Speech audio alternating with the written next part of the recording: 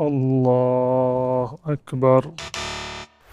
الله اکبر.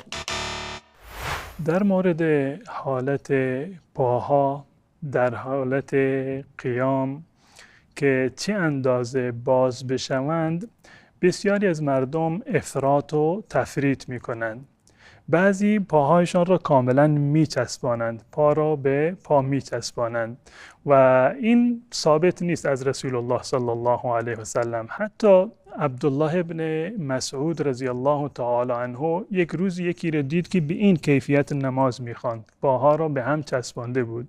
ایشان گفتند که اخطأ السنه، این نمازگزار از سنت تخطی کرده. سنت این نیست که به این گونه بایستد، بلکه به حالت اعتدال بایستد.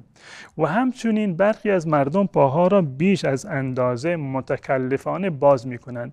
این هم در هیچ حدیثی از احادیث رسول الله صلی الله علیه و سلم این روش ثابت نیست، بلکه در مورد راست کردن صفها آمده که انس بن مالک رضی الله تعالی عنه میگوید که وقتی که رسول الله صلی الله علیه و سلم به ما دستور دادند که صفها را راست بکنید، ما پاهای خود را با پاهای بغل دستی خودمان میچسباندیم، یعنی این که در میان صف فاصله باقی نماند.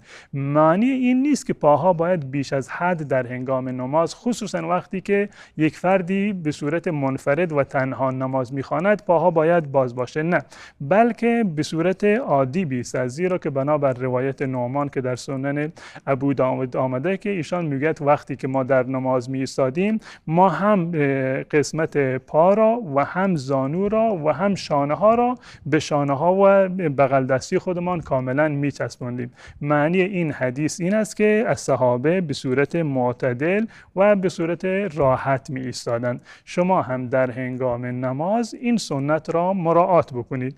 برخی از فقها مشخص کردن، گفتند اندازه 4 انگشت باشد یا بیشتر یا کمتر. نه، در این مورد مقدار مشخصی تعیین نشده. یک فردی چاقتر هست، نیاز داره که پاهاش بیشتر باز بشوند، یکی متفاوت هست. اما این که پاها چسبیده بشود یا این که بیش از حد متکلفانه جدا بشوند، هر دو اینها برخلاف سنت رسول الله صلی الله علیه و سلم هستند که صحابه برای ما نقل کردند.